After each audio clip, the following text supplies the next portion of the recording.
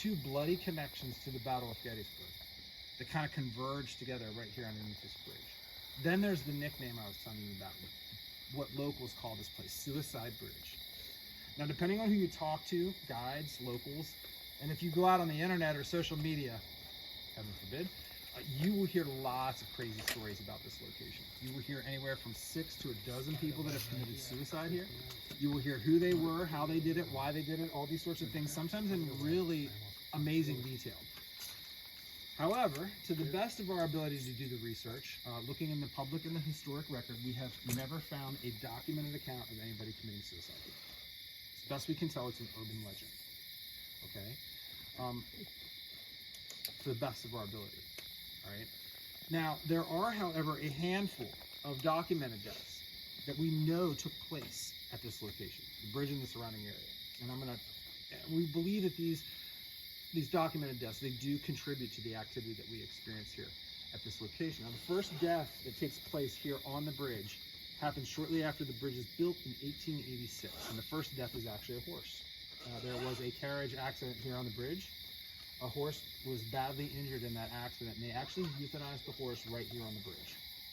Now, this is really interesting because even for decades before we found out this little bit of historical information, people that have been experiencing the sounds of phantom horses at this location. People will hear the clip, clop sound of horse hooves on the wooden planks of the bridge. But probably the most common experience that people have here that's related to the phantom horses is the sound of a horse sighing. You know that sound that they make when they blow through their nose, that sound? It happens here all the time. It's happened to me several times, and as recently on one of my tours, it's just about 4 or 5 weeks ago. So that's something to be on the lookout for. Now, the next death takes place about 100 years later. This is in the 1980s. There was a car accident here on the bridge. A gentleman lost control of his car, crashes. Car ends up going over the bridge and down into Willoughby Run. He actually ends up dying in his car underneath the bridge. The next death takes place in 2016. Right, this is after the bridge, and about 150 yards of the road going back towards Saxbridge becomes pedestrian only in the late 90s. Early one morning, a body was discovered laying about 30 yards off the bridge, right down in the middle of the road here. The young man that they found that morning, they believe, died of an accidental drug overdose. The last recorded death that we've been able to find happens later that same year, 2016. There's a house that sits about 50 yards from here, that way into the woods. The property that house sits on does come right up to the bridge and right up to Willoughby Run. Later that year, that house catches on fire and a woman dies in the house fire. Now, we do hear a disembodied woman's voice. We capture a woman's voice on EVP, or electronic voice phenomena, all seemingly in the direction of that house. We also hear a woman's voice very frequently comes through the spirit box in that area as well. Now, the activity at this location. In my opinion, this might be one of the most active haunted locations in Gettysburg, simply because of the full range of paranormal activity that we experience here. We do see full-bodied apparitions here with frequency. I have seen them. We see shadow people, shadow figures. I have seen them. We see the lights, like I was talking about up at Saxbridge, the ghost lights, the little balls of light. Some people call them orbs. We see those here as well. We hear disembodied voices, voices seemingly coming from thin air. We hear the bridge itself will make these weird banging, knocking, and tapping sounds, sometimes in direct response to questions. Okay? I have seen objects move, people get touched, electronics malfunction here. Cell phones and digital cameras will start to malfunction. They'll turn themselves off. They'll start to glitch and do all kinds of really weird and strange things. Batteries will drain. And even people's cars will start to do really weird things out here. Headlights and interior lights will turn on and off on their own. Cars will lock and unlock themselves. Refuse to start. Refuse to start, yes. I even had a guy, this has been about 2 years ago now, but I had a guy with a remote start pickup truck right in the middle of the investigation. His pickup truck turned itself on and started to idle. I asked him, like I just asked you, is there any way you could have done that accidentally by hitting the key fob in your pocket? And with a very pale and a very straight face, he told me, no, there's just no way. That's not possible. I was like, why not? He said, because the keys are in the truck. Yeah, welcome to the Suicide Bridge. This place can get pretty weird. Now, just like at Saks, dig into the box, find some equipment that you want to use, start to explore the bridge and the surrounding area. Again, the activity is not confined to the physical structure of the bridge. You can investigate up the road. It is about 150 yards of pedestrian only up there. We get great activity up there as well. If you do go up the road, though, please stay on the pavement. It is private property on either side of the road. Our neighbor is a super nice guy. He just asked that we stay on the pavement. Okay, we do get activity again in the area of the cars. That's another good place to investigate. If you have any questions, or you need any help with the equipment, come talk to me. I'm going to start setting up some motion sensors and REM pods up here on the bridge. Okay, sound like a plan? Would you like to talk with us?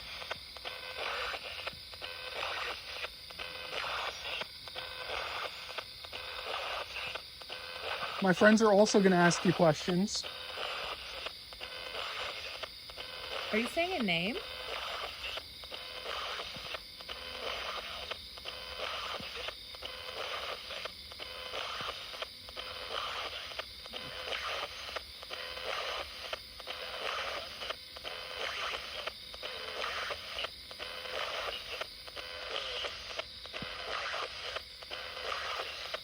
Where are you from?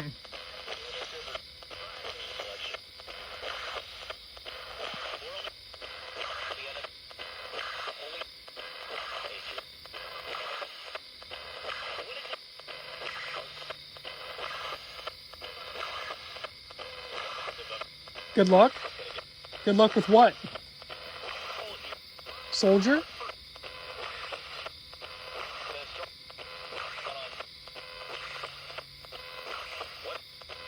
What?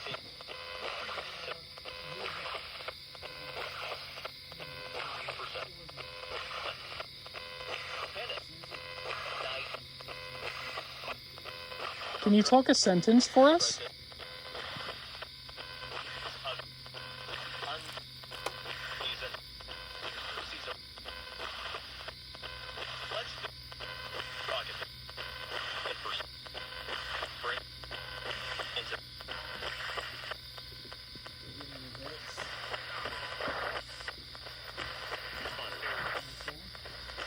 Trying to get the Panabox to scan normally.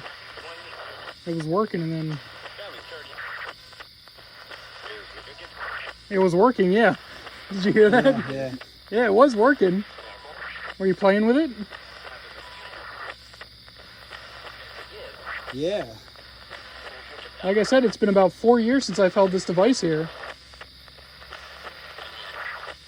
And I'd love to talk to you.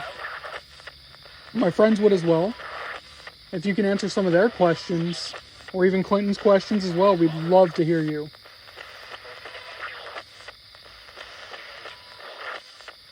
Is there anything that we can do for you?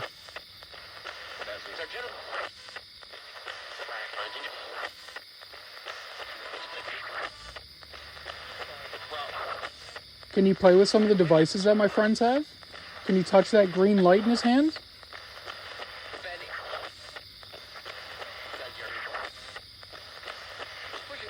Push it, yeah.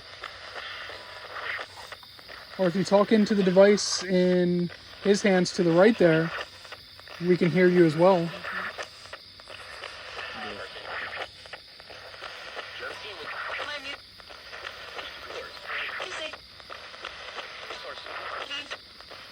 Same voice is coming through over multiple frequencies.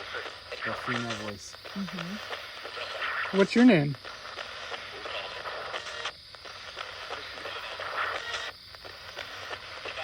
My name's Grayson.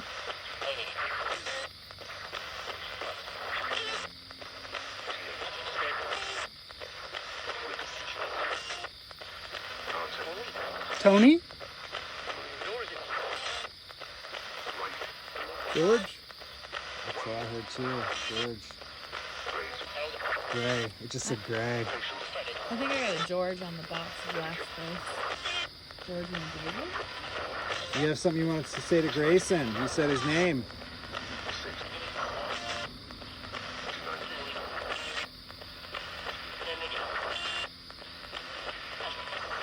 It's been a hot minute too long. I apologize. Can you touch the REM pod over there in the middle of the road with the red light? Give my friends the old razzle dazzle.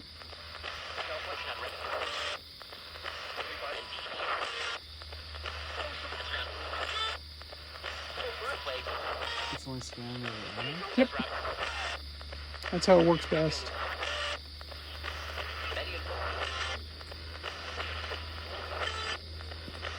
There's a way that it won't scan through these channels either. I'm just working, so I'm not going to complain. Doesn't matter, yeah.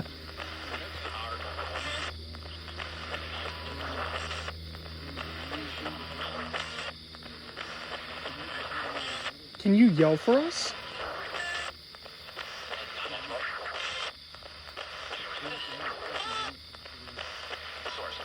Of course. Well, listen. Shake the bridge.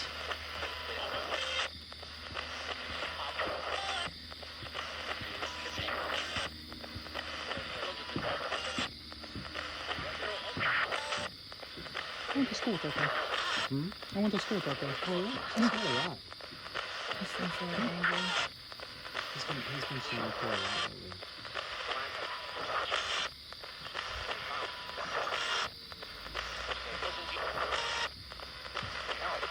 Help? How can we help you?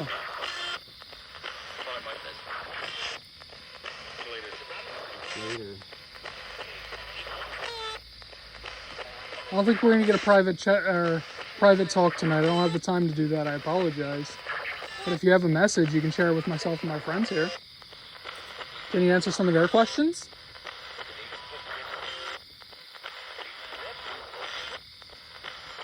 Y'all have anything you'd like to ask?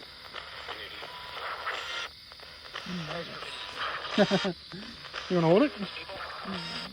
Is the person that turned on the lights on the car with us?